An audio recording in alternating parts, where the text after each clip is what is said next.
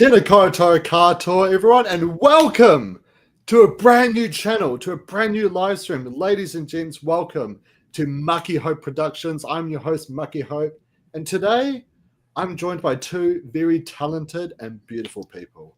I'll start off with the lovely lady on my right. You know, we did the Nullify Take together. We've done all Traitors. We've done The Amazing Race. We've done Survivor UK. You literally are my dream team, V. So yeah, ladies and gents, please welcome the lovely and awesome V. V, how are you? I'm good. I'm better for having watched Alan Cumming all day yesterday. Yeah, Alan Cumming. Yeah, I'm a little bit obsessed. Yeah, definitely. But before we talk more about why Alan Cumming is a superstar, let's talk about the real superstar that we have here with us, V. He is a New Zealand comedian. He is a New Zealand author. He's one of the best players to ever play Traitors New Zealand. He won.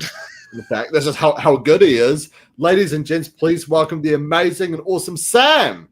How's it going, brother?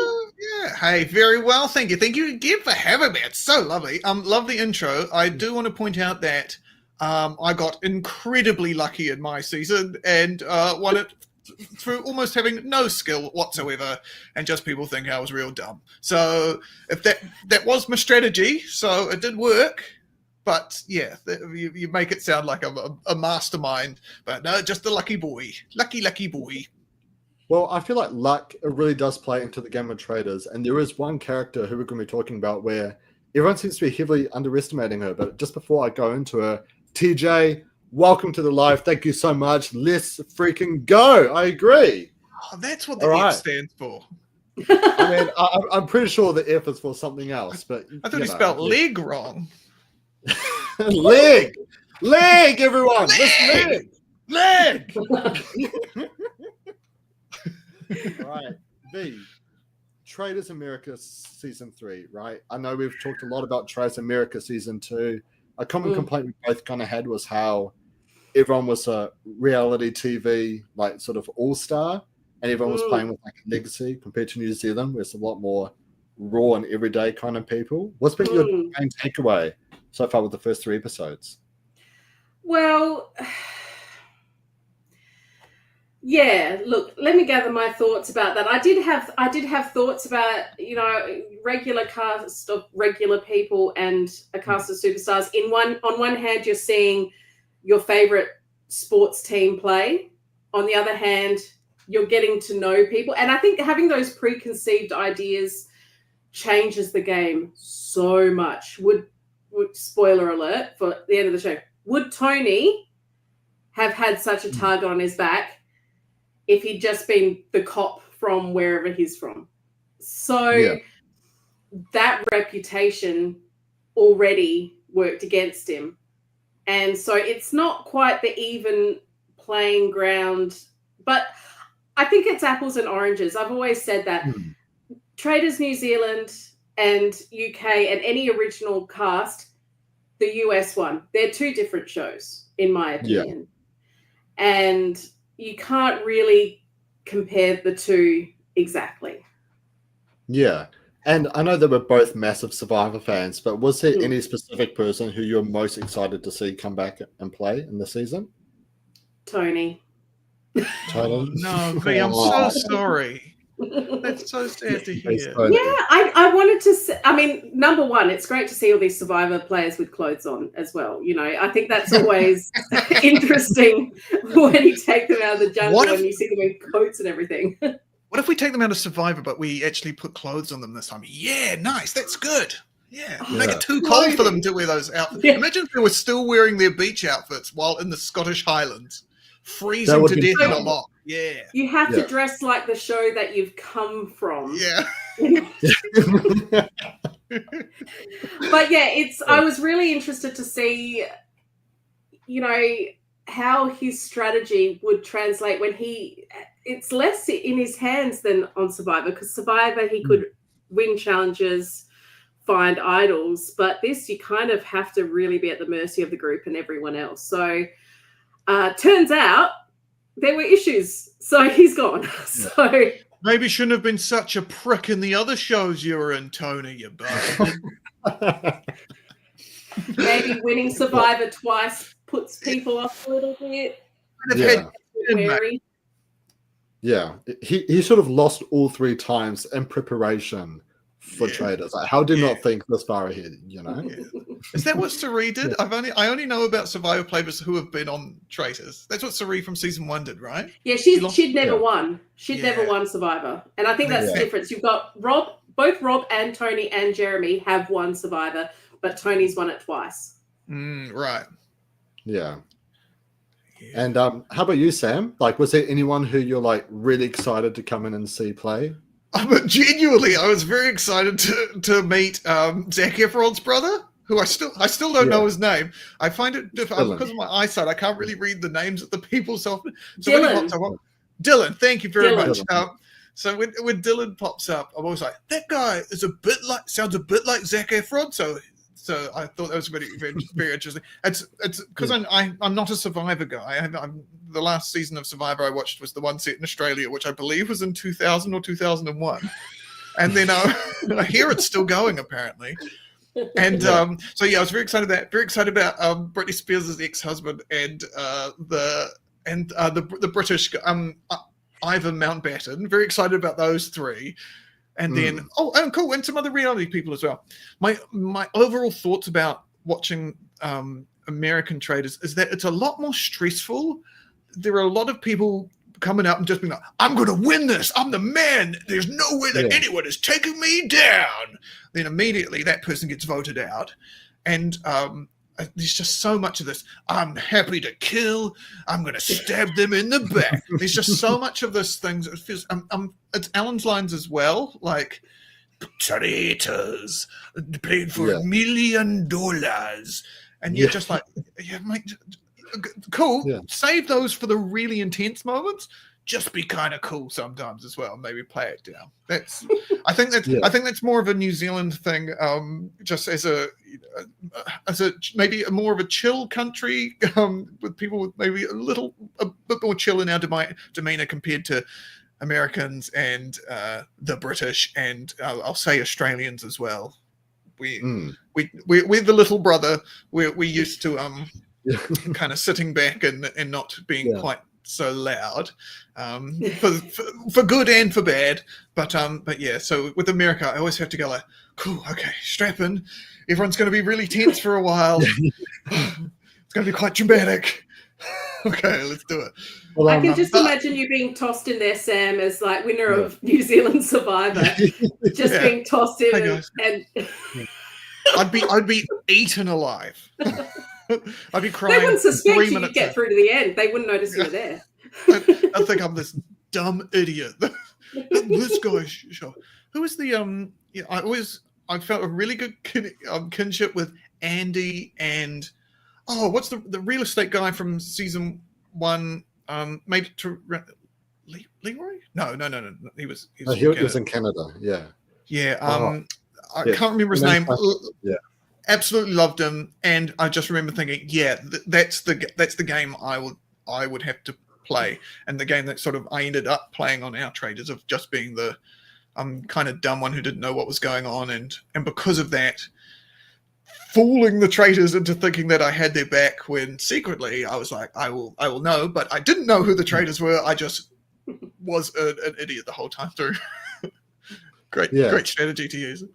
Well, V, one of the opening twists of the season was that, you had all these guards around and Alan ordered them all to leave, but there was one who was remaining. It's like, oh my gosh, who could it be? And it was none other than the Rob father himself, Boss and Rob. And Sam, I guess a little bit of history on Boss and Rob. Yeah, he's please. Probably, V, would you say he's the most famous American Survivor player? Well, I believe he's written a book on how to play Survivor. Like literally written the book. Awesome. He's already that famous. Just very controlling, but very very charismatic enough that you want to be controlled by him.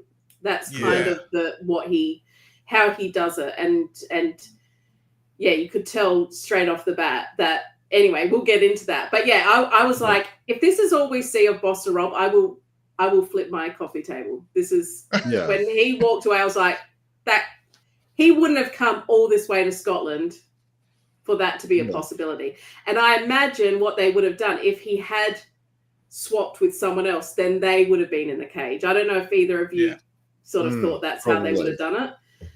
So it's like, he's back for revenge, whoever it was that got eliminated. But yeah, I was just like, thank God he's back. You probably shouldn't have stabbed that Boston Rob in the back, because now you are now back to murder them to the face. I thought it was quite bold, and we may be getting a little bit ahead here, to bring him in as a traitor straight away. That for me was I don't know how I felt about that. Sorry, after you. Because he is such a strategic player, and I actually really like the way he describes everything. He's very logical about things, and he rallies people really well. So I'm kind of a convert to Boston Rob. I really like him from the 3 episodes I've seen him. Whereas at first I was like, "Why is this guy? Get him out of here!" With his backwards hat and his thing. But yeah, man, I kind of see why. Yeah, just something else about Boston Rob as well. So there was a season called All Stars, right? And he was invited on. He wasn't really that big when he came on to All Stars. And this lady who is now his wife, Amber, was on the same tribe as him, and they pretty much dominated the entire first half of the game. And then there was like a tribe mix-up where him and this girl were on separate tribes, and he made a pact with the leader of the other tribe and Lex, saying that, hey, like, if you take care of her, I'll take care of you. So Lex voted out one of his own alliance members to keep Amber in the game. So when they all came together as one, Rob picked up Amber and was like, all right, sorry, buddy. And then he voted him out. And that was like his big villain move. But then he pulled the episode 180 because him and his wife made it to the end. And everyone was mad at them, obviously. And what Rob did was he proposed to her at the finale. So it didn't matter who won. They both basically won. Yeah. Do they know each other before the game? No. I don't think so. No. They just met and fell in love on the island. I think there was a time between finishing their run, and they had a break between that and the finale, didn't they? The final thing. Yeah, right. Back in the day when they go and come back. The other thing is my version of that is I did the Traitors, which lasted for 10 days, and I know Survivor lasts for months. For like 10 years each season. Yeah.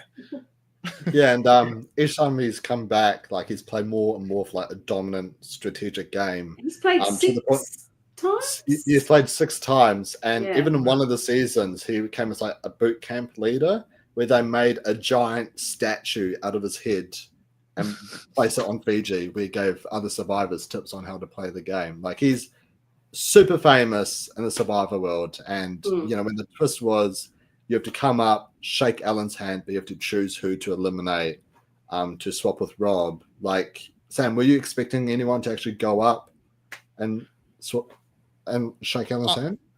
I didn't think so. I thought people would know that this guy was bad news. No, I'm on board now. But when I was watching it, I was like, no, I don't get this guy. And this guy seems like a creep. Of course. But then, man, they edited it so much like Carolyn especially was going to go up and do it and kick whoever the guy was. Tony. Yeah, Tony, of course. And but yeah, I think they really wanted Boston Rob to be in the game, because they said you got to do it in 5, 4, 3, 2, 1. Half, quarter. Come on, I'm about to do it. I'm about to take the offer off the table. And then 9 minutes later, he was like, okay, fine. We'll just stick him in a cage till you're ready. But I think part of the reason, I think Rob was always going to be chosen as a traitor regardless, because I think something that was a really huge missed opportunity was when Johnny Bananas was first murdered last season. I think production was really kicking themselves like, oh my God, like, we missed out on this TV god character. Yeah, what's your thoughts on that, Sam? When he took his mask off, I didn't know what Boston Rob looked like. And I'm legally blind. I was like, oh, it's Johnny Bananas. They got him back. They said, guys, it's Boston Rob. I was like, oh, sorry. Yeah. Again, all white good dudes look the same to me, so it's hard watching that shit. Yeah, and no one goes up and shakes Alan's hand, and Rob walks away. And very similar to you, V, I was thinking, what the hell is this? All we're gonna be getting of Rob? Like, is it like this 5 seconds, and he's going back home. 6 seasons of Survivor and 6 seconds on the Traitors. And Traitors. And 2 or 3 flights to Scotland, appearance fee. Bye. Yeah. And then, we move into, the main castle, and Alan chooses the Traitors, and he chooses Danielle, he chooses Bob, the drag queen, and he chooses Carolyn from Survivor. And V, have you seen Carolyn's season? I have. I love her. I don't know. I'm sorry, I'm looking at my cheat sheet. I don't know Danielle, but I'm a huge fan of Bob the drag queen. I follow him on every social and watched his season on Drag Race. So I was super excited to see him there, especially since last season or the season before Peppermint left so early. So yeah, it's good to see the Drag Race guys up there. Yeah. Something as well. So Emily, like my manager since she married Sam, she loves Bob. And like all week leading up to this, Emily was like, you got to tell me how Bob goes. You got to tell me how Bob goes. And I don't know about you, but I reckon Bob's doing phenomenal. What's your thoughts on Bob so far? I think started phenomenally. Again, my version of playing Traitors is so much different from the American version because everyone is so loud. And whenever I knew for the first couple of missions, just do what other people say. Be a sheep, don't be a leader. But everyone is a leader, and everyone is yelling, and Bob was like, he was teaching people how to row, which I believe that was him. Maybe that was actually Jeremy. Forgive me again, my eyesight. I'm not saying that I think Jeremy. It was Bob because I was really impressed. I was right. Yeah. And just I felt at the beginning, very strong, but now, and because he was alphaing the Traitors as well a bit. Yeah. Now that Rob's come into the mix with him, I feel that there's a bit of a thing going on. Yeah. And I also think Carolyn is she seems like she's on drugs, and I think that's quite good. I think that's quite a cool because she's sort of a bit fidgety and a bit like I believe she's recovering. Right. Okay. Yeah. Which is a fantastic thing to have and to play up. I think she's playing a great strategy version of it. Yeah. So. Yeah. Well, but yes, I'm very much enjoying Bob. I also think Bob the drag queen is the funniest name second funniest drag queen name that I've heard. The first is, of course, Sarah Jurassica Parker. That is the best. It's a phenomenal name. Like, what season of the Drag Race were they on? I haven't heard that one. No, that's the drag queen name I came up with. Oh, you came up with. Oh, I was like, oh my gosh, this is a real person. Yeah, someone should do it. Yeah, that's great. I think Eli Mathewson, the New Zealand comedian Eli Mathewson, once dressed up as someone and said that, but he did that after I had told him the name. So. Oh, so now you're coming on here claiming the joke before we can get Eli to come on here. Exactly right. Yeah. And he's a very clever boy who really likes Jurassic Park like I do, so he probably just came up with it himself as well. Something about Carolyn Sam is that when she played Survivor, everyone heavily underestimated it. They thought she was just a crazy lady. Oh, you can't be that strategic, right? She's just nuts. She's just loud. She can't really be that smart. But time and time again, she actually, outplayed some of her fellow contestants. But unfortunately, she didn't win. But I feel like we're having a very similar story here, where we see, especially in the 3rd episode, people saying, "Oh, she's nuts. There's no way she can be a traitor." And that's probably the perfect spot. Yeah, actually, she keeps saying that people aren't listening to her, and I think that's kind of good. It means you can let the traitors do their things and make mistakes and then get ousted for it, and then you sweep in afterwards. We see it so often that the quietest traitor is the last traitor standing from the originals. Yeah, I agree. I think we can see Bob getting a taste of that sort of gaming power, and you can see that he's loving it, and he does command a room, and he does the way he sort of shut down. I tell you what, when he was storming through because someone said his name, I was like, "Sit down, Bob. Sit down, Yeah, Bob. turn it down, buddy. Turn it down." But I could see Rob and Bob can't really the Traitors room is not big enough for the two of them. That's the impression that I get. Yeah. And Caroline could just skate through because I think Danielle's making mistakes, and I think her time is limited. I think she's going to get banished, and I think Rob's going to help her get banished. Yeah. And then Rob and Bob got to duke it out.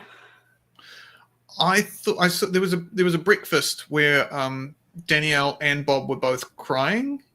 I just think that's so early on. It's like and it's not because you do make friends in the game, and you are sad to see people go, but not like you don't cry. Especially with someone you're not particularly close with either. Yeah, exactly. Like when Jeremy kind of felt sad for Tony leaving, it's like I personally understand that, right? Because they've played a season of Survivor together. They're good mates. Yeah. But if you don't have the connection and you're like, oh my God, I'm so upset. It's like, it does come across as super fake. Yeah. And the anger between Tony and Rob as well, as Tony was leaving. I feel like that was completely justified and that felt very authentic. I didn't hear what he said. What he did said? He say? You're a sellout. You're a sellout. That's right. Yeah. Well, I mean, so I get that. I mean, I guess let's quickly talk about that for a second, because if you were to do a Mount Rushmore of American Survivor players, both Tony and Rob are on it, right? Yeah. And I think they both came into this game, they recognize each other as massive threats, but they both kind of need each other.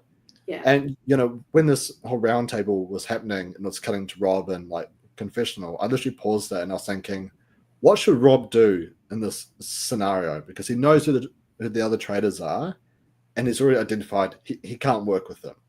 He's not going to work with Bob long term. He's not going to work with Daniel long term, but he could potentially work with Tony long term.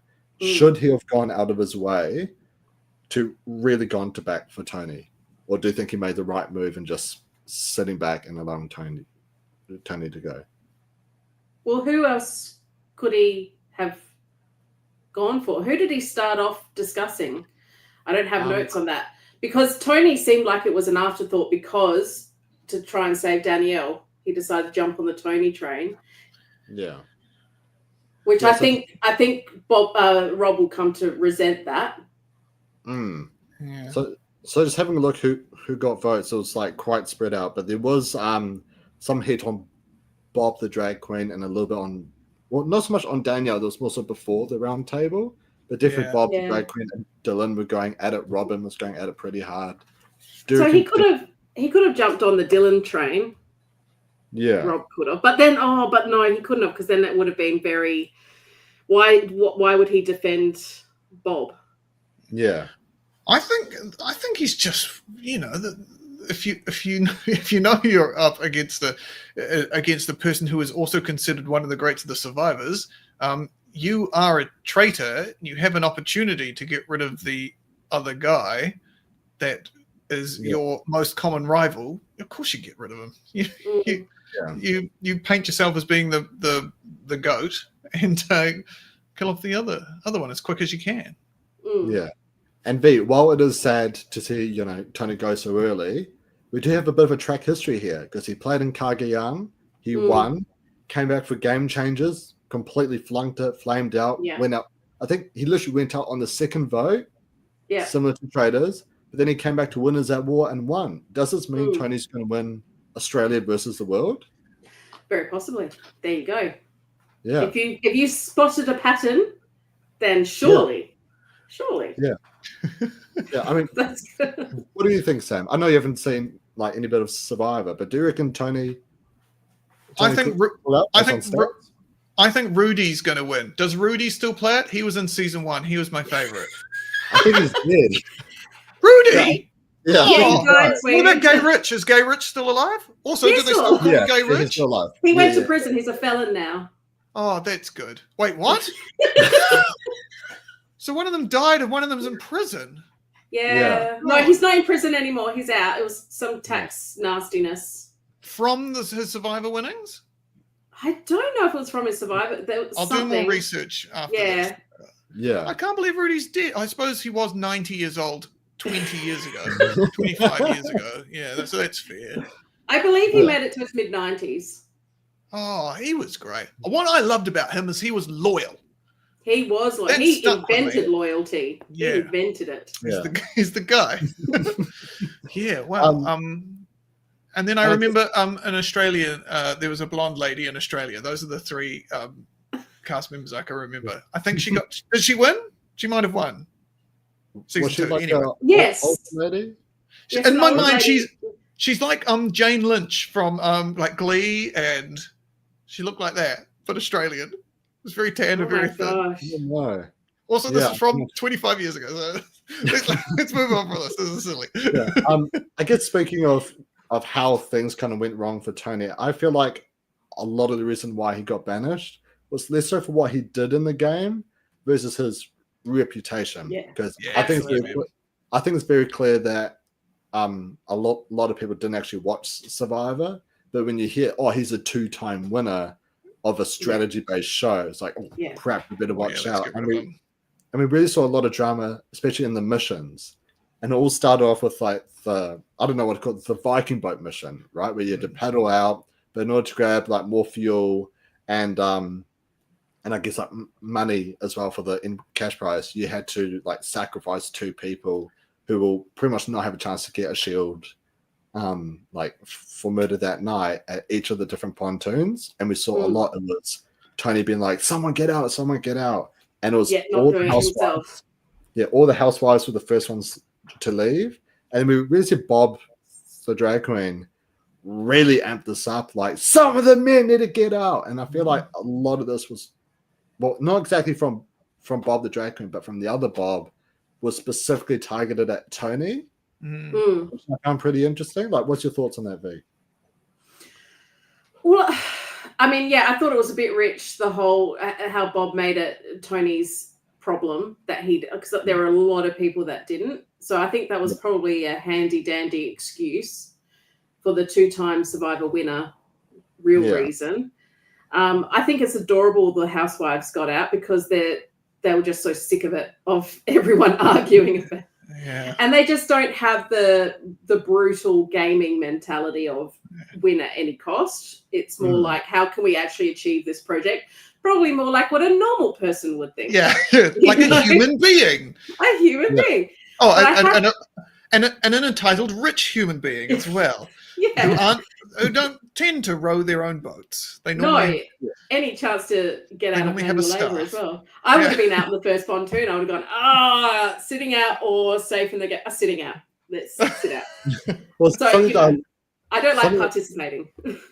Something I really did love was how both Bob the drag queen and Danielle got off on the same, pontoon, and they're both like, "Oh, I'm so scared of getting murdered." And they're really acting it up towards each other. It's like, you're both traitors. Yeah, that was lovely, man. That's some beautiful dramatic irony with that, when we know more than they know. And they had such a lovely moment as well when and I'm so glad it was them where they just showed the 2 traitors meeting, and it was those 2 meeting together to start off with. That was lovely. Yeah. Good job, production. Yeah. And I mean, I guess it is really hard because when you're a gamer, Sam, especially people from like Survivor, you don't want to put yourself at risk of elimination, right? Because anything can really happen, especially with all the different reputations. So, like, I guess now since you're a Traitors New Zealand winner, if you're on that boat and you felt like you were a target, would you have hopped off just so then the boat can keep on going, or would you like really fight? I wouldn't have. I would have been saying, man, it's a long way back. We're going to need some strong people to row back that far. Is everyone doing okay? Like, because we possibly won't be. I also think we would have, if I was on, I would have been really pushing to go and get more money. But while I was watching it, I was trying to think what I would have pitched. What I would have wanted to pitch, but would have not done it because I wasn't brave enough, is I would have said, guys, screw the money. Let's all go. But you can't do this because you need the fuel. I was going to say, once you drop the first 2 people off and got the fuel, to be like, guys, we've got the fuel. Let's just go and light the thing. We're all safe. one of those two people has to get murdered. Oh. I know it's so brutal on those two people, but we need to stay alive in this game, and that's all of our ticket out of here. We've said goodbye to 40 grand, but most of us aren't going to win it anyway. So I would have agreed with that. I would have gone with that. Yeah. And I know it's so brutal, but you can't, because if you pitch that, everyone will be like, "This guy's fucking brutal." Yeah. We're going to get rid of that person. But if someone else had said that, I would have been like, "Yeah, man, that's a good point." Yeah. Oh my god. And can you imagine with like the two? I think it was like Dorinda and Dolores who went on the first one. Can you just imagine it? They were so mad as well once I got back. Everyone was so mad when they all came back. I thought it was so funny that they complained about being cold and hungry, like they were actually left there for a day. Something I found pretty funny was when Dorinda was complaining about all that to Tony, who's been on 3 seasons of Survivor and made it to the end twice. You know, it's like you're complaining to the wrong people about this. We haven't eaten in 2 hours. And he's like, "Yeah, I ate rice and beans for 9 months, 6 times." And you know, when it goes towards the murder, you know, we've already like briefly talked about it. Bob, the drag queen, is very dominant in the Traitors Tower, and we saw both times Bob is very obsessed with the idea of getting rid of the housewives. He said something that I thought was a bit nuts when he was just like, "It's going to be this person, and I'm not going to hear anything else." You're like, yes. This always confused me. I've never been a traitor, so I don't really know what it's like. But wouldn't you be like, "Guys, we are a team of 3 or 4. We have such a huge advantage. Let's just actually stick together and work together well as a team. If we work together well as a team, we're going to do great. And we've got such a huge advantage right now. Okay, who are we going to get eliminated, and who are we going to murder tomorrow night?" They might do that, and we just don't see it on the episode. I just feel like they never work together as a team as well as you'd want them. What would make sense. Well, I think they said it in the last episode. Carolyn said, "Do we want to be like a united front or create chaos?" And I was thinking, both. You do both. You stick together and create your leave your breadcrumbs that don't add up to anything. Yeah. I think what they meant by that is that do we pick someone and go for them, or do we just create it so that there are heaps of ideas so that no one can ever focus on anyone? I think that's what that's kind of both as well. Yeah, but still, it's she should come up with a plan. You sneaky plantsters. Well, I actually heavily agreed with Carolyn on the first murder because, you know, both Bob and Daniel wanted to get rid of Dorinda. But I was thinking, like, Dorinda's creating so much drama just based off that first mission. For the murders, you kind of want to keep all the bigger names around. Yeah. So then they'll be targets for the banishment. So you might as well try and murder all the quieter ones. I think not even the quieter ones. It's the ones who paint themselves as faithfuls. Like, if you know someone is a faithful, get rid of them.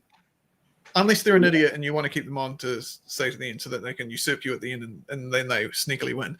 But but as a traitor, no, just get rid of you're 100% faithful. There's no pressure on you so much. Cool. See you later. You're murdered.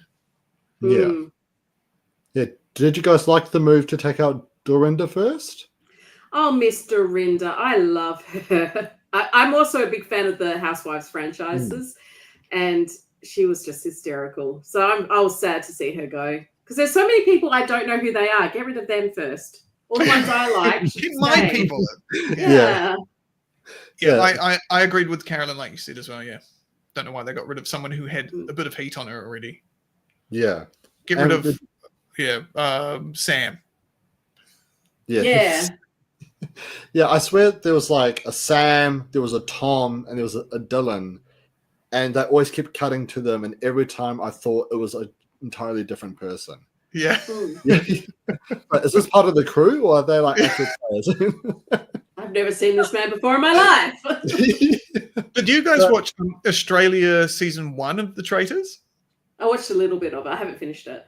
There's a character called Paul on it who just appears in episode 9, basically, and they basically just cut him out of the whole show. I'm not 100% sure why, but I think apparently he would talk sort of about the meta game a bit too much. Like, well, the production clearly would have picked these people. That's what I've heard. I'm not sure if that's true or not. But because of that, they couldn't really include him, and so they had him hide away, and then suddenly he'd pop up and say something. He'd be like, "Who the heck was that guy?" Something that I personally love about Australian Survivor is that you have your main characters, right? You have cast 24 people, but they'll give you like only 10 to really care about, right? It sucks for the other 14, but like you have your solid 10 characters of the season. And so you'll go like most of the pre-merge, just, mostly hearing about these 10 people. And then you'll get someone right at the halfway point who gets their first ever like one-on-one time with the camera. It's like, wait, what? Like have I not been paying attention to this? This is where this going on?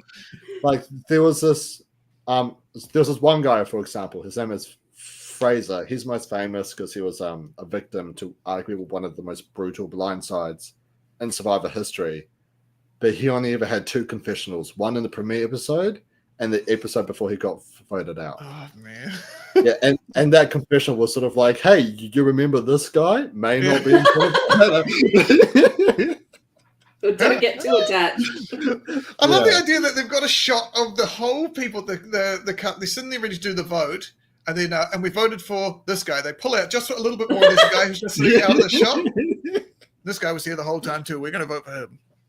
Yeah, no, I love Australian editing. It always makes me laugh. But we do get another 2 players, V, who have entered the game. We've got Derek from Big Brother and West from The Challenge. And do you know who either of these players are? No, but I believe them when they say they're the most awesome player to ever play their game. Yeah. Yeah. I'm like, you know what? Sure, probably. To me, it sounds like they brought in 3 Boston Robs. That's what I was thinking. They were like, oh, these guys are all real big into themselves. They all think they're the man. This is 3 of the same character entering, which, is going to be dramatic and stuff like that. But I felt very much like he's 3 of the same people. Yeah. I was kind of hoping that what they do when Alan Cumming said that Boston Rob was going to be a traitor, I was like, wouldn't it be cool if there was another group of traitors? That's exactly. I thought about that. It would be so funny. And then 2 people are murdered, and the traitors the next morning are like, Why 2? Did they accidentally kill someone? So good. Oh yeah. Yeah. You and you've got to start with a cast of 40. Yeah. 2 groups of traitors. That's incredible. Oh, actually, write that down. The traitors don't know who the other traitors are. Yeah. Yeah. Actually, that'd be great because if you have 2 groups of traitors, like no recruitments, but both groups don't know who the other traitors are either. Yeah. And so like they're still playing the game of like a faithful, but they're also playing as traitors. Oh, that'd be so great. It writes Oh itself. my gosh. V, why aren't you working for like Traitors America? Come on. They haven't called yet. They know where I am. What if there was a season and there's 24 people in it, but there are 8 teams of secret alliances? Yes. Mm. And they're all traitors. They all get to vote someone out every week. You lose 8 people every week. Oh wait, the show would only run for 3 episodes. That's probably the reason why. Well, something Christmas I was special. thinking. Hear me out, right? It's like you do the reverse traitors, right? Where everyone but like 3 people are traitors. And so you have to murder everyone, but obviously you can't murder another traitor. And it's all like individual murders and stuff. The shot of the conclave is just everyone's there. Yeah. It looks like a bus at 8 o'clock in the morning in the rush hour. It was like, who do you think? Who said that? Touch my leg. Anyway, there are only 3 people we could choose from. Let's say all their names. It's so funny. That's very funny. But a twist I did really like, with Rob, Wes, and Derek is that they each have a shield to give to another player. Mm. And However, they can't get murdered, so obviously it can't be like, oh, you've only been there for like an hour, like kaboom, you're dead. But you can't vote them out either, but they can't vote as well, so they don't have much of an impact on the banishment. But I did notice everyone was like stocking up on Rob, and I was thinking, if you're a faithful and or even a traitor, and you really want a shield, you see everyone's going for Rob, just start going for one of the other two. Yeah. Because then you're the only one, constantly doing it. So they might give you the shield. It's just like, yo, thanks for. I feel like a couple of people did that. I feel like a couple of people sort of went, no one's going for, I don't know, one of the other two, and put some love their way. But there's cast of star effers, that just all Boston Rob, and they're like, hi, how you doing? Big fan. Big fan. Something that I did really love was Ian was like, hey, Wes, are you on TikTok? Oh, it's so funny. It's so funny. Like, when you don't know someone, you presume, and especially because he's a 40-year-old man. Oh, are you famous because you're on TikTok? Is that why you're here? It's so funny. Yeah.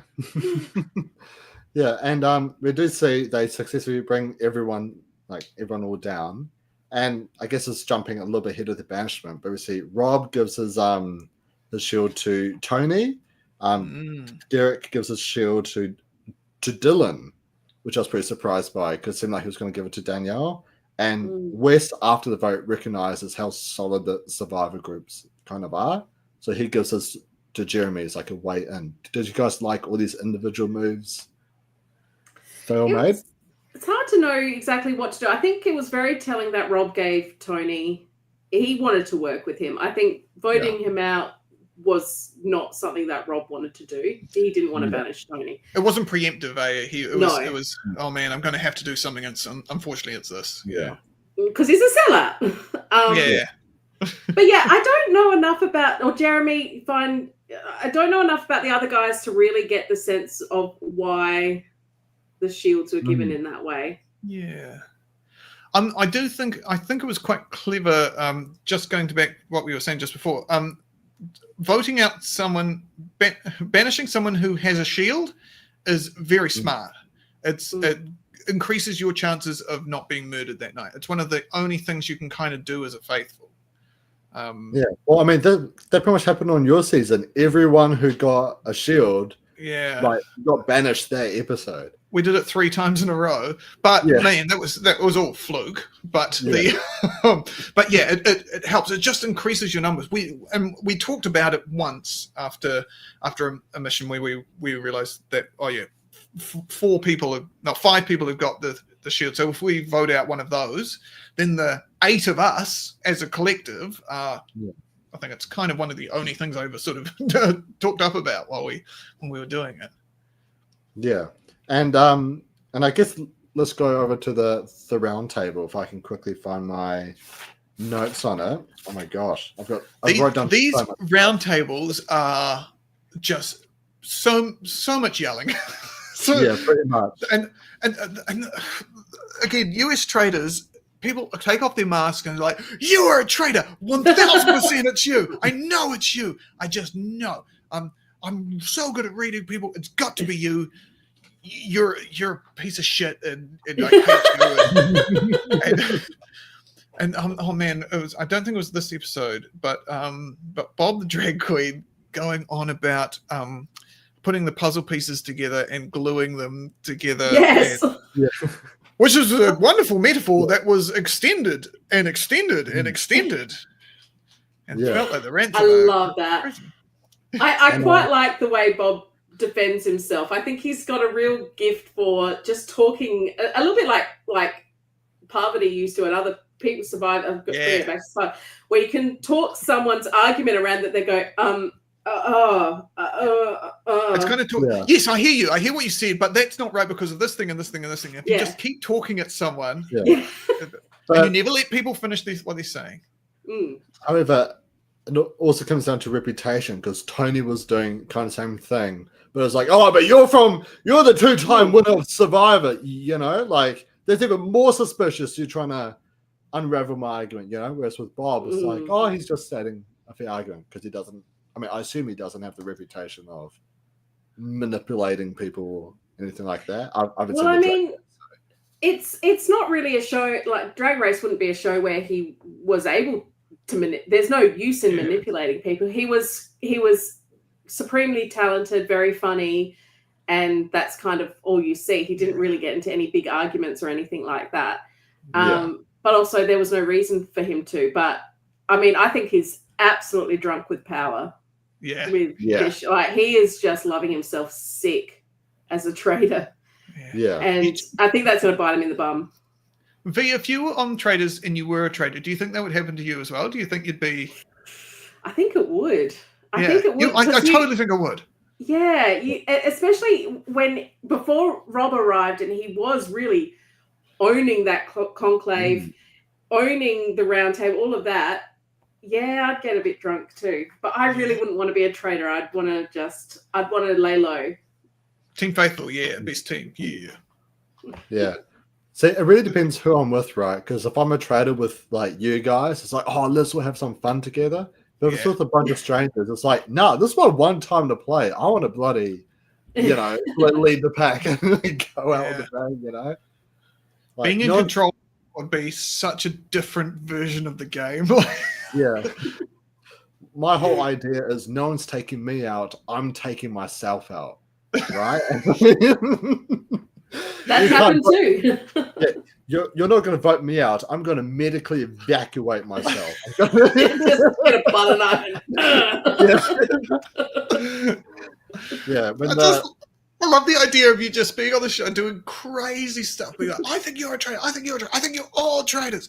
Being just absolutely crazy. And then when you get voted out, just being like, I'm a faithful. Everyone's like, what?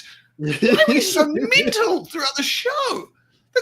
You brought so much confusion. Why did Or just openly saying as a traitor, openly saying you're a traitor. Yeah. Just say, I am a traitor. No one would believe you. Contractually, you are not allowed to say those words. Oh, that is a big part of it. Yeah. See, they know. They know. Actually, something I have had a dream about, which I was actually hoping Tony would kind of do, because Tony's most famous for his spy shack. So the first time he played, he made like a little wee shack in the bush near the water well. So he would lie in there and listen to people as they would like chat and stuff. And Tony's a 24/7 player. He does not sleep. So he'll be lying like in the shack, listening to people chat. Then he'll full on sprint all the way around the island, then come back and be like, oh, hey guys, I just came from the bathroom or something. And then he'll tell one person one thing, sprint off, do the whole big loop again, line the spy shack, we'll spend all the way, like he just sprints everywhere. There's no he stop. Didn't even get a chance to create a spy shack. I know. And the second time he played in Game Changers, he made like a bunker. He dug like a hole in the ground and he laid under that.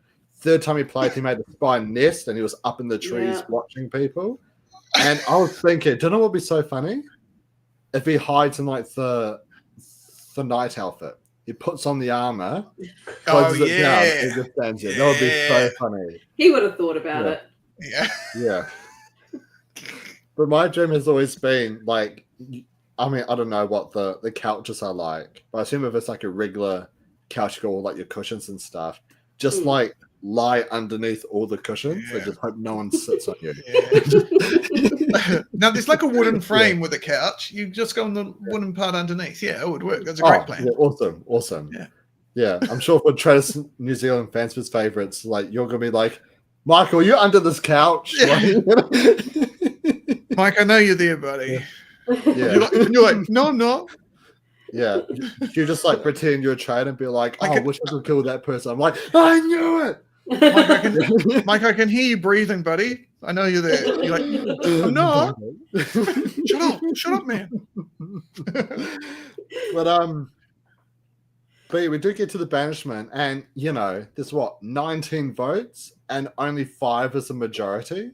How much is that? It was like 5 to 4 to 4 to 2 to 3 to 1 to 1. It's like, what on earth is going on? Yeah. And poor Wells gets banished, and even though he seems like a nice guy, he was it was camouflaged with all the other white dudes there, so I couldn't really. I actually have no recollection of that at all. Like who? He was a bachelor. All right, cool. I'm sorry. I think he was the one that was in with a meeting with the other Survivor people and was like, "Oh, so this is the Survivor chat. Oh, I'm not. I'm not tuning." I think that was I'm a bachelor in paradise. Yeah, I just hung out on the beach the whole time. Yeah. So yes, I was sad to see him go. He seemed. There's an actor he reminds me of. I will come back to it when I think.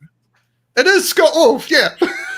Don't know, it wasn't. I'll try and think of who. That's a long take back to the 90s. Yeah.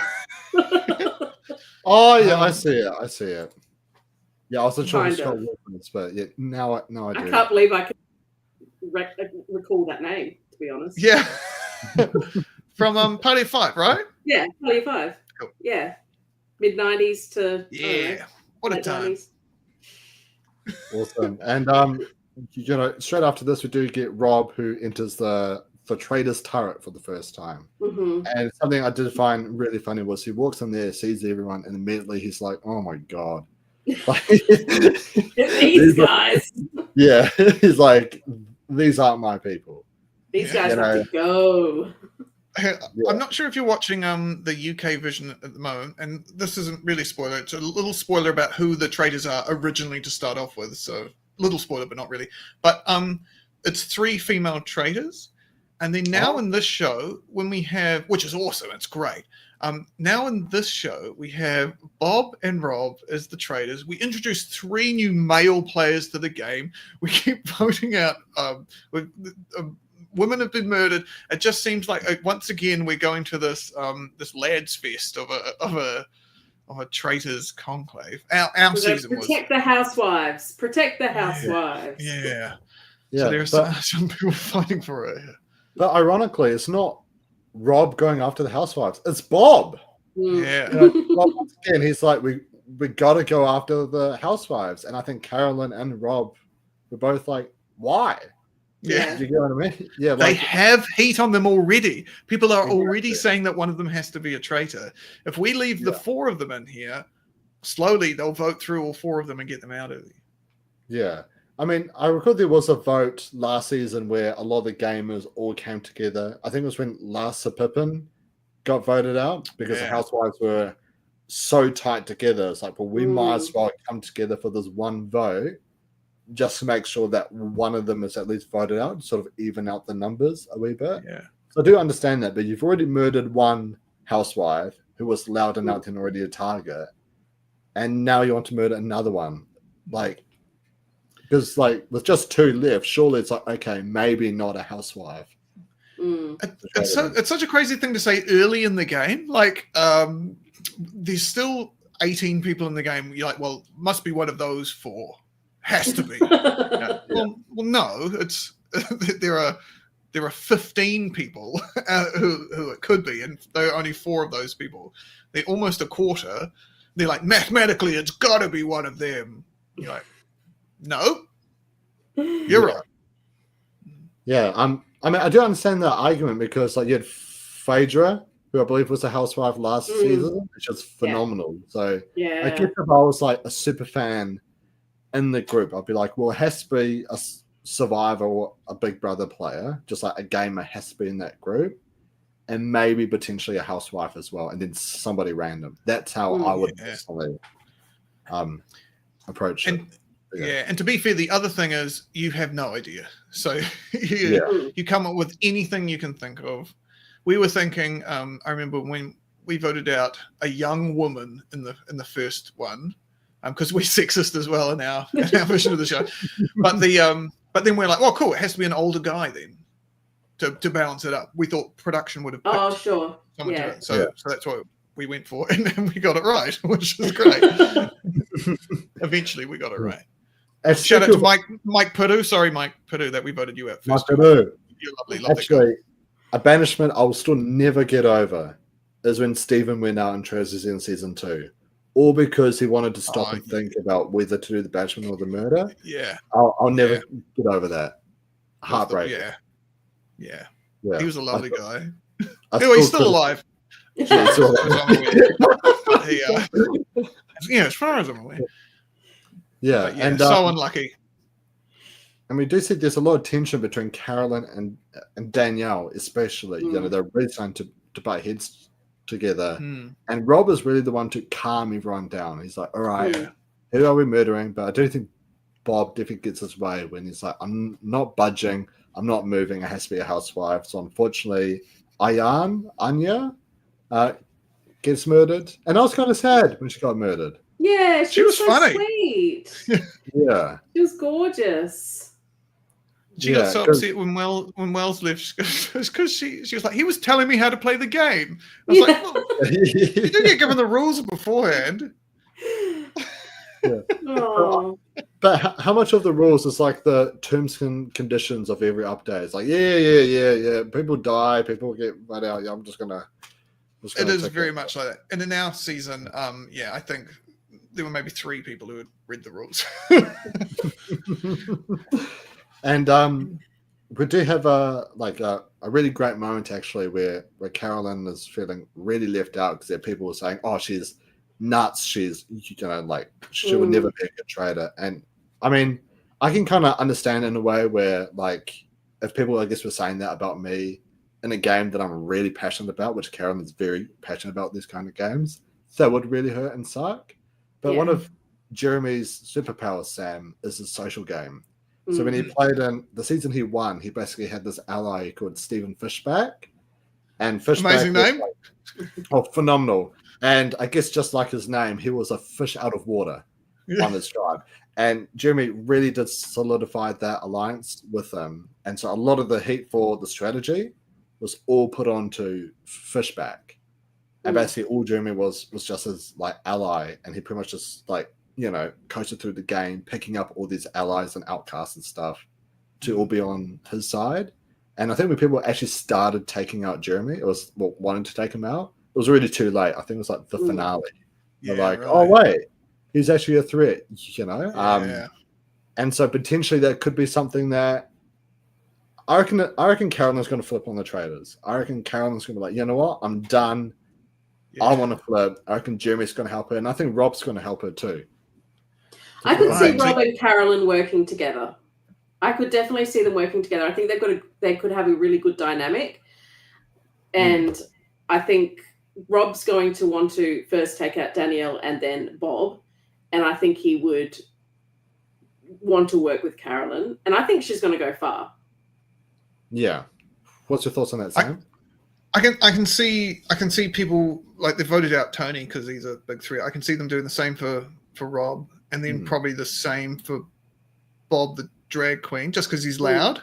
Danielle, because she keeps messing up, and I can see Carolyn being the last one left. I can also see Carolyn doing something batshit crazy that brings suspicion on her and gets her ousted as well.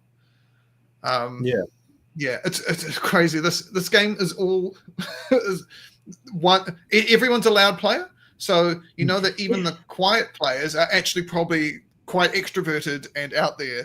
But you've got super duper ones as well. So it's so hard to pick. Actually, I think at the moment it's either Danielle or Carolyn who are going to, out of these original Traitors that I think are going to be the ones that last the longest. Whether that's a win or not, I'm not sure. And I guess something about Rob and Carolyn is Rob has got history with a player not exactly like Carolyn, but similar nature. Where Philip, the special federal agent, so he came on to the tribe. Oh my god! So Sam, this was the season that Rob won.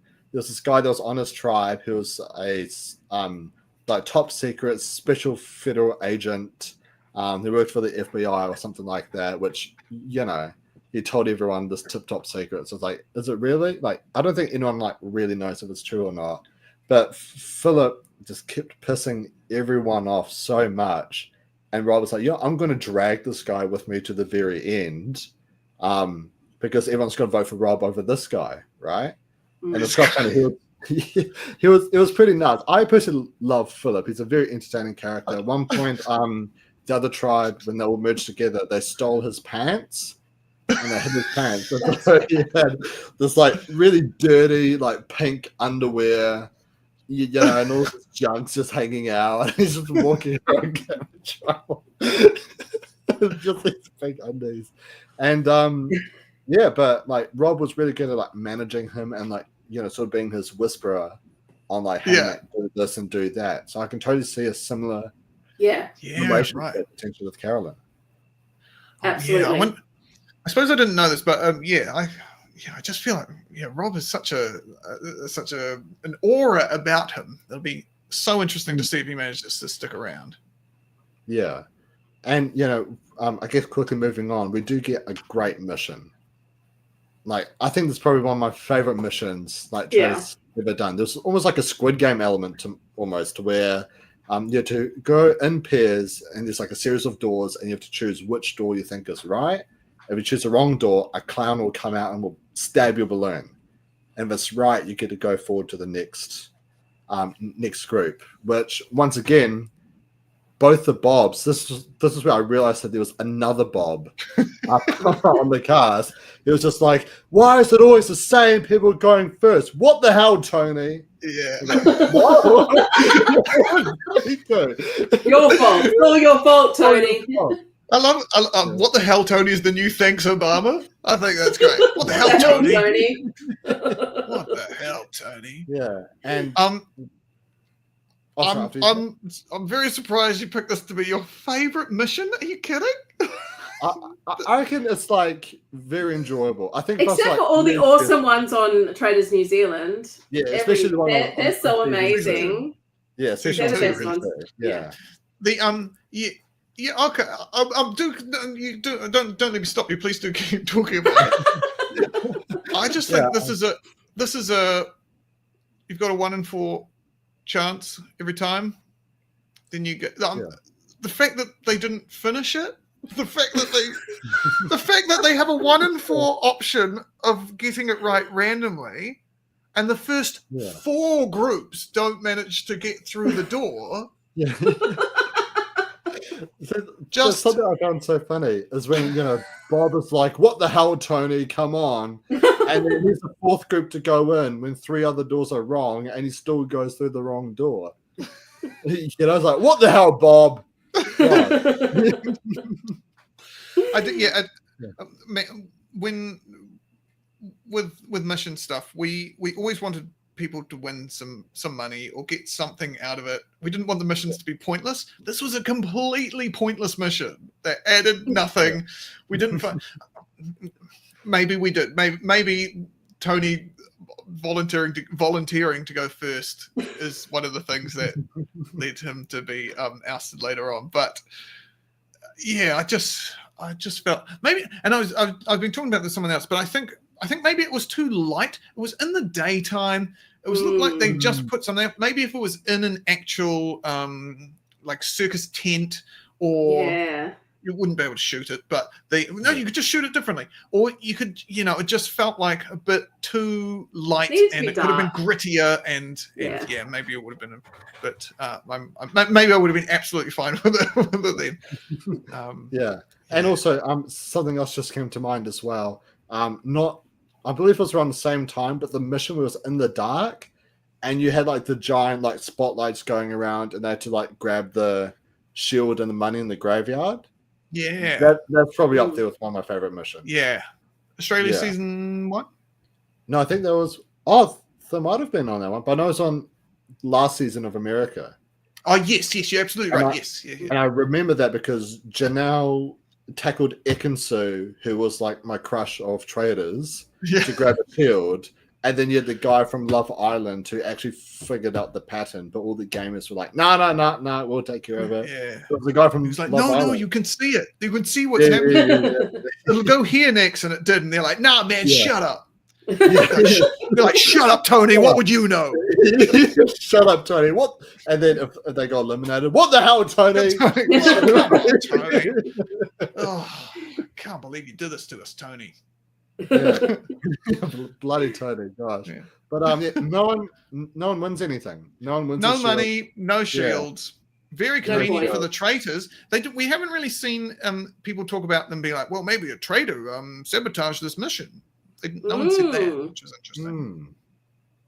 Yeah, I wonder if maybe like what could have been interesting is if like maybe it was made aware that the traitors knew which of the doors was the right one to go through all the time. That's a great twist in it. That's super interesting. Yeah. So then it's like, do point out which door's the right one. But if you guess the right one, it's like, well, how'd you know that? Was that just a guess, or are you a traitor and you knew which one? Yeah. That's Oh my gosh, interesting. That's a great level of something to add to it. Yeah. Let's call him. Let's make him change it. Yes, I agree. Ring, Alan Cumming. I've always thought that the traitors should try and sabotage. There should be a separate pool of money for traitors. I disagree with the separate pool thing, but I do think that the because it's all about staying hidden within the same group. But and then it just becomes you need to keep track of two amounts of money, which is I think productions wouldn't particularly like that. But I think sabotaging a task for shields or protection or some sort of advantage is a good way to do it. And I actually quite like the way they're doing it in I've been really impressed with the UK season that they're doing at the moment, and they're doing it in this one as well so far, where it's part of the thing, part of each of the missions. I think that's a good call. Oh, right. We'll see more of it, which is great. Oh yeah, I've always been meaning to give this new season of UK a watch, but everything's coming out in January, Sam. We've got this. We've got UK season 2. We've got Deal or No Deal Island, where you've got Parvati from last season of Traitors. Oh, she's on it. Wow. She's on it. But so is one of my favorite survival players of all time. His name is David, the Golden God. One of the best Australian survival players of all time is on it. And they're both going to be on Australia versus the world, which I'm pretty sure filmed straight after that show, which that's coming out later on this year. And then end of this month, we've got the new Australian Survivor season, a new American Survivor season, and I think another challenge season is coming out as well. Wow. And then there's just a long break, and then it's somewhere in the middle of winter, Australia versus the world. Quit your job, sit on the couch. Pretty much. Yeah. Everyone go and leave. We've got to watch all these shows. Yeah.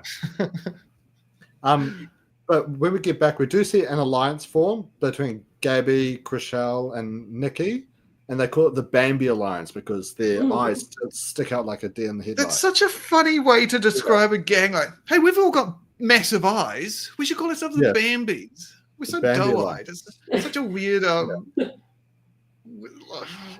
Oh, we've all got big, beautiful eyes. Yeah, we do. Yeah. It's such a strange thing to connect over. Yeah, I personally love the alliance name because one of my most anticipated movies coming out this year is, I'm pretty sure I've spoken to you both about Winnie the Pooh, Blood and Honey before, right?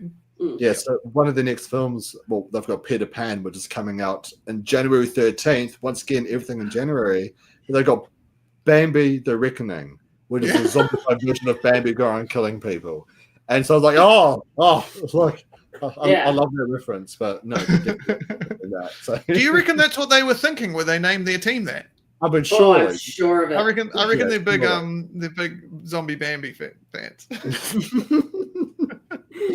I mean, it pretty much is. Everyone is looking at Tony. It's like he's a 2-time Survivor winner. But you see people trying to come up with like other reasons, like he's not going first in challenges. But I think we all know it's really because of his reputation. That's why it gets targeted. But we do see Dylan. Oh, sorry. After you, Sam. I was just going to say, Tony, you make us nervous. We're going to get you out of here because if we don't, you will destroy us. We're very, very frightened, and we want you to leave. Yeah.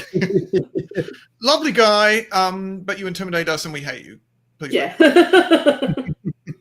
And but we do see Dylan, though. He really steps out, and it's like, I know the traitor is either Bob the Drag Queen or Robin. And we see him tell Jeremy, and when Jeremy got up and he was walking to Bob, I was thinking, oh God, don't do it, Jeremy. Don't do it. Please don't do it. Please don't do it. And then he tells Bob, I was like, no. And obviously, and Bob blows up as well. He goes storming out of the room. He's like, who said my name? Thinking, you can clearly tell he's never played one of these games before. Yeah. He had just had no chill whatsoever with the fact his name came up. And it could have gone really poorly for him, but he sort of was able to talk his way out of it, which surprised me. Yeah. One of the things that Brooke did in my season was he just talked the whole time. And when someone does that, you kind of not tune them out, but you just get used to the things that hearing them saying and them making noise. Almost to the point that you listen to what they say, and thankfully in my vision he was a traitor and kind of looked fondly on me. But I wonder if that's starting to happen with Bob now as well, but because he's making so much noise. Some of the other people will be like, "Oh, cool, Bob's at it again." You don't really take on exactly what they say. It's yeah, interesting. Well, we saw at the end Dylan sort of seemingly just caving into Bob, but in his confessional, like, I still think Bob's a traitor. I'm just not going to talk about it quite so much. Yeah, which I thought was very interesting. That could be more of an approach. Yeah. Sit back and wait. Keep that in your pocket for when you need it. Yeah. That's something I planned to do when I was on the show. I was like, I'm always going to have someone ready to go. Like if someone accuses me, I'll be like, oh no, it's not me for these reasons, but I think it is this person for that reason. But I never had that person. I only ever once had someone, and it was Colin right at the end. Yeah, and I mean that's something that Bob did really well, like at the round table. So he just kept on talking. And something I found really smart as well. So when Dylan approached like Jeremy and Wes and Tony with this plan, they very smartly, because I guess with their years of experience of doing this type of games, they let Dylan lead the charge on it. They sat back, saw how it went and stuff, and was like, you know what, we're probably not going to go forward on this. The numbers isn't there. Which I guess that really speaks to the experience that they have. It's like, we're not really going to go head first into something. Yeah. Like, so you totally see that. It's such a big difference between the gamers and the non-gamers. The gamers have decided, know exactly who they're going to vote for. The round table's not going to do shit. Like they know who they're voting for straight away. And the newbies to the game are like, cool, yeah, I'll listen to what people say and whatever. Where's the second guy's beard guy? Came in as Wes from the challenge. He I think he said exactly that to do. I think I'm quoting from this episode that we're talking about, where he's just like, no, huge mistake. Yeah. I actually wonder though, if you're Tony, and obviously, because we went from Bob versus Dylan to, hey, what the hell, Tony? And everyone starts looking at Tony again. If you're Tony and you know that people are accusing you of being a traitor, do you just go like, you know what? Maybe my other option to potentially survive is to just keep on vamping up the Bob versus Dylan thing. Do you think Tony should have gone like full sprint into that at the round table? Or was that just maybe my survivor head where it's maybe he put on Bob a bit more? Yeah. You kind of need to, if someone else's name has come up, you have to be like, guys, it's not me. Look, it's absolutely not me. I can't know what I say. I do want to know more about this other one. Somehow bring it back to the other person that someone is talking about, to just move the conversation on and get someone else to. You can't get called up on things you don't do or don't say. So that's why being quiet is a fairly good thing, because if you don't say something stupid, then you can't get caught up on that in the first place if you don't say it. Yeah. Well, I mean, because now that I think about it, with a player like Bob and just how defensive he got and how aggressively defensive he was, it kind of reminds me of Bree a wee bit from season 2 of New Zealand, where I reckon if you just keep pushing that button, keep winding them up, they will definitely go out of control and will maybe step up on something. Yeah, which that's something Tony is very good at doing, is pissing people off as well. Yeah. So eventually with that, you've got to be like, okay, we just need to get rid of this person. I don't care. We see it so often. I don't care if they're a traitor or a faithful. They're disrupting us. They're getting in the way. It's so annoying. Let's get them out of here. Yeah. And so unfortunately, Rob, I mean, we do see Jeremy, he tries to fight for Tony, but I do think Rob is definitely the final nail in the coffin when he's like, hey, mate, give me a shield. And he never once had a combo. Yeah. Good job with nails. Often that's a good tease for what's coming up. Yeah, exactly. And that. And we've already talked about, but not Rob, but Tony is voted out. Really Sorry, heartbreaking. What the hell, Tony? Can't even last What else, three. Come on, Can't Tony. last But three hey, episodes on a show.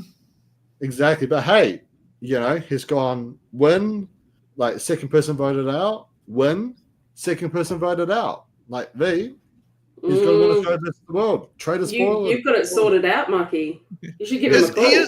Is he casting that, or are you just pictured the he's show? actually casted. Oh, great. So, actually, so Tony, Parvati, and Sari are all on the World Tribe. Sari as well. Yeah. Sari's pretty good at Traitors. There's in fact only one person who has ever has like when you vote for the people who go out, there's only one other player in Traitors history of the English speaking versions who has voted more accurately than Sari. I know. Who is it? I wonder who. It's actually, this is so embarrassing. It's actually me. What? Yeah, I know, right? Yeah. Crazy. Crazy. And crazy that she brought it up and talked about it right now. So, the only thing I'm worried about Sari for is that Australian Survivor especially loves this wrestling challenges. It's all about we want to see big giant muscles lifting heavy things, tackling each other over, playing some Aussie football. It's like, and Sari's quite well famous for not being that great at challenges. So she could use her $25,000 that she won on Traitors US to pay someone else to do it. Yeah, definitely. Just get like a stunt double in for all the. I love that she comes to the island and I'm not sure if you're still allowed a luxury item. You are on certain versions, but she just brings a suitcase full of cash to use to bribe people. Great. Has anyone ever bought a gun? Oh, it would be pretty funny. I did. Yeah. When I was. I can't remember when they used to do that. The luxury item. I can't even remember back that far. All right. Maybe I might be going back to Treasure Island, New Zealand, which I believe was even before Survivor, I think. When I was, first watching Survivor, obviously I was young and I was immature. There was a player called AK, and I recall a joke that I thought was hilariously out of this world. There was a guy named AK, and there was a time he was in trouble. It's like he should just add 47 to his name and be like, you better watch out.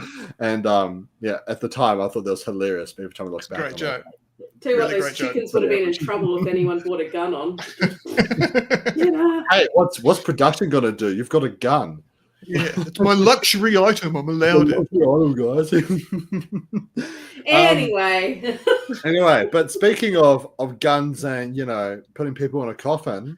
We have a cheeky twist where the Traitors have to write down 3 players' names onto the scroll inside of the winery, and those 3 players will be laid in coffins, and the Traitors have to choose who to murder out of the 3 of them. But Sam, when I thought of this, I was thinking, this is all right, but dinner was a lot better and created more drama. The grave digging twist from last season of New Zealand. How much shit did Noel get just because of that? You know what I mean? Yeah. I think that was a really cool mission. I didn't come up with that, by the way. I genuinely think that's really awesome. I think what's crazy about this one is that they met in that room, all 4 of them. Well, Bob and Rob and Danielle actually go to the secret cellar to the wine to be caught red-handed together. Carolyn joins them, so all 4 Traitors meeting on, and in fact, that's what we end on the cliffhanger. They come out of the room, and I don't know who the person is. Is it Ciara? Maybe. Whoever it is. Part of the Bambi crew. Spots 2 of them coming out of this room, which is I'm not sure. Part of it is kind of, I just don't know why they didn't meet outside the room, chat amongst themselves, sort of secretly. If you caught them sitting in the study talking, you wouldn't be like, oh, cool, they're doing something weird. If you catch them sneaking around in the cellar, it is weird. But they could have decided on the people, gone and written their names down. One person could have, while the other 3 were running running distraction Interference. interference. Thank you. Yeah. The thing that they did last season with the poison chalice with Parvati. Yeah. They're like, okay, Parvati, you do your thing. We'll like help out if we can, but you're probably the one who's going to be the best at this, right? I reckon they should have gone like Rob or whoever go into it, just write down all the names at random, because then they'll look all genuine too, because they won't know who's on there. They'll be genuinely surprised when it happens. Yeah. However, and once again, I feel like this is kind of leading towards the downfall of Bob and Danielle. They wanted Carolyn in that list, and Rob very smartly is like, no, you do not want Carolyn in there. But even they were telling Carolyn, you're going to go in there, and it's like, why would you? You're alienating Carolyn, part of your gang now. Yeah, exactly. Such a bad idea. Again, this is why I'm coming to love Rob more and more. Like the things he says make sense. They're logical. Yeah, you don't want to bring extra spotlight onto yourself in any situation, because it makes people talk. Yeah. I mean, I do think there's a smart idea putting a Traitors person in, but you do not want to put them in there not only against their consent, but also with Carolyn. I love Carolyn, but if I was like Rob or I guess Danielle, I know that Carolyn is the loosest goosest one, right? And so it's like, I'd probably rather trust myself or play like Rob to go in there, but you just don't know with Carolyn, right? So yeah. But once again, I think that's, there's Daniel and Bob being like, we're the king and queen, and I reckon all this is building up for Carolyn to be like, you know what? I'm going to make a move this way. Everyone's going to listen. This is the big character moment, the big character arc of Carolyn. Yeah. And she's going to take a swing and hit. Yeah. I think it's funny with a little spoiler for UK season that's currently coming up. One of the traitors gets voted out fairly quickly, and so there's just basically 2 traitors, and on a much quieter show. And then in the US, there are 4 traitors yelling at each other in the conclave. So that difference is really emphasized at the moment in the show. They've got so many heads to the snake trying to murder people. Yeah, and I mean, unfortunately, that does bring us to the end of our podcast. But before we do wrap things up, I want everyone to give one player who they think is going to win the whole thing. And I'll start off with you, V. Who do you reckon is going to win if you had to pick one person?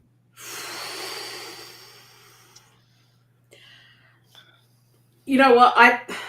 Winning, I'm not sure, but I think Carolyn's going to be at the final episode in one way or another. Well, she'd have to be a traitor, but I think I think people underestimate her. I don't think people listen to her. I think she can skate through and make some moves without people knowing it was her. I think she's going to work with Rob, but she doesn't have the target that Rob has. Yeah. And I think we'll see her in the final episode. Yeah. Winning, I don't know.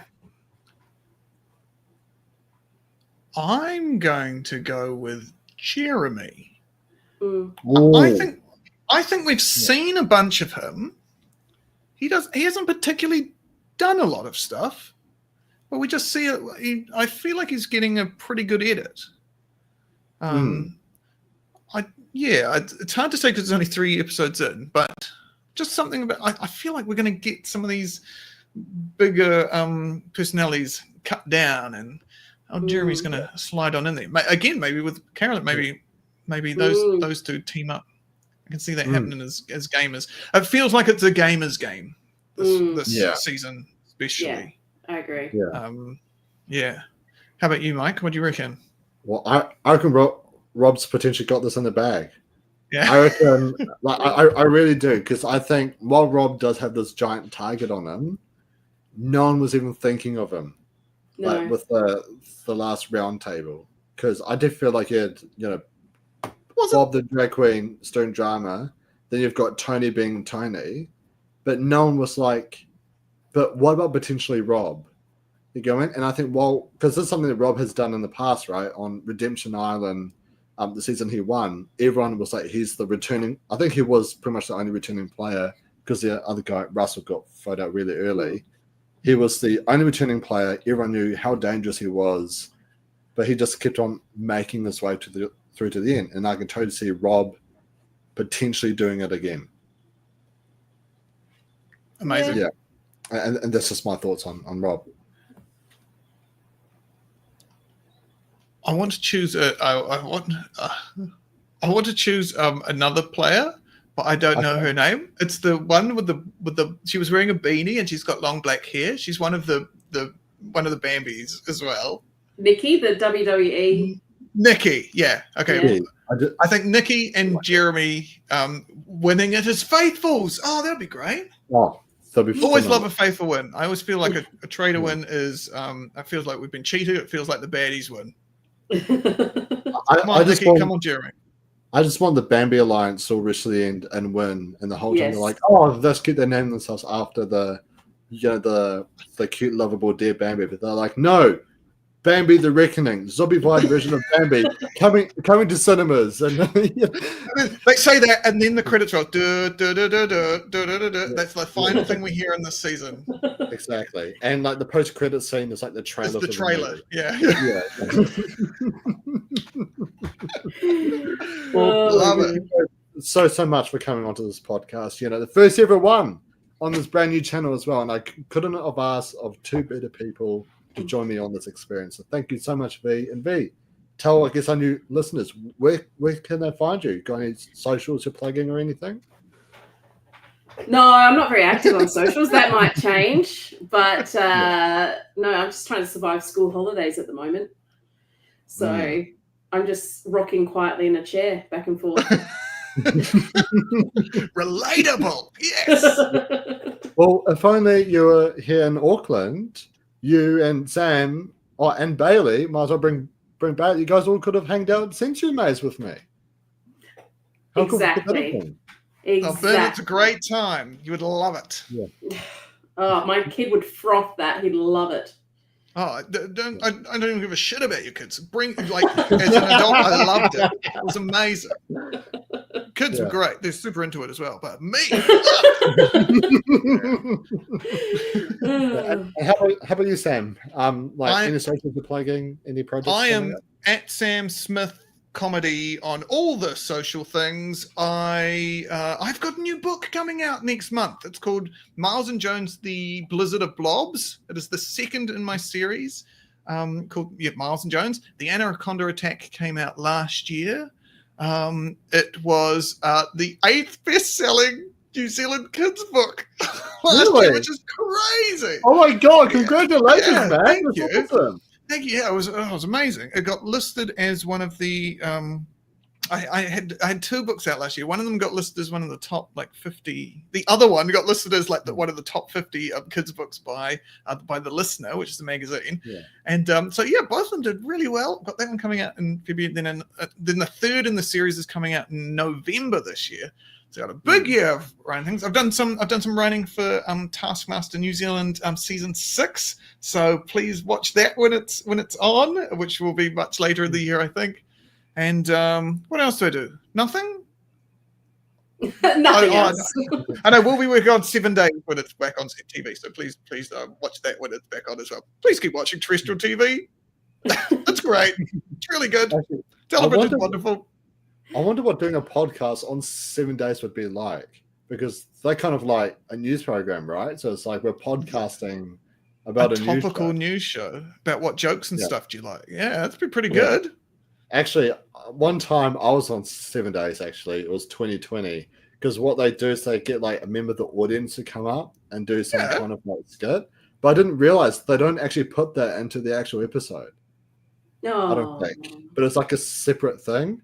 And so I got my whole family. I was like, "Oi, watch the playback. I'm going to be in it and stuff." And they were like, "Oh, you weren't there." And I was like, "What?" And they ended up sending me the video. So wait, so you were in the audience at? Yeah. Was I there? I don't remember. It was 2020. I think this was like maybe I was the audience warm-up guy. Yeah, I was the audience warm-up guy in 2020. Really? I would have been there. Oh my gosh! Wait, I'll find a photo and I'll send you a photo. And I had short hair then, so I look like a completely different person. It's so funny. Imagine if we've hung out before. Maybe. Before. Maybe you're one of the theatre sports judges when I was still in high school. Maybe that would have been crazy. Could have been. I did judge Yeah. the theatre sports final last year as well, which was great. Yeah. But I wouldn't have been. Wait, how old are you? I'm 23. So I was doing- 23. yeah, I was doing theatre sports in like 2017 to 2019. Yeah, isn't that crazy, V? Isn't that nuts? Yeah. So you were born 2001? 2001, yeah. After Survivor aired? Yeah. Yeah. Do you remember 9/11? It was real funny. Yeah, well I was going to say, it's like 9/11, happens in the middle of the year, but then my last name being Hope, a Hope was born. Oh, no. When's your birthday? It's the 5th of December. Someone So called you the were- president. The day you were born, I flew to Germany. Oh, what's it like at that? Okay, I went on exchange to Germany in sixth form. Oh, wow. Fifth form. V, how old are you? You don't have to say if you don't want to. I'm like 25. Yeah, cool. Yeah. I'm 39. I'm turning 40 this year. So it's quite Ooh. funny to find out you're talking to a 23-year-old. It does feel a bit like grooming, eh? Yeah. So only groom me if you want it to be. You did shout me that milkshake as well, Yeah. Sam. Yeah. Mm. And I'll do it again. And a cafe close by to your house too. Yeah. That's right. Anyway. At least it wasn't in my van. Sorry, Pete. Sorry, Pete. So yeah, thank you so Let's much. get this back on track. So glad you're here. If you're new to the channel, smash that subscribe button. Brand new channels. If you've got a smiley face on it, if you're here for positive times and great We're so times. good at graphics. Thank you. Yeah. I'm trying to push it right now. It's not working. I don't have a touch screen. Oh, well, there you go. I'll get one. I'll get one for next time. Smash that subscribe button, hit that like button, and drop a comment below on what your thoughts on the first 3 episodes of Traitors America was. Kia kite anō, everyone, and we'll see you next time. Bye. Peace. Peace.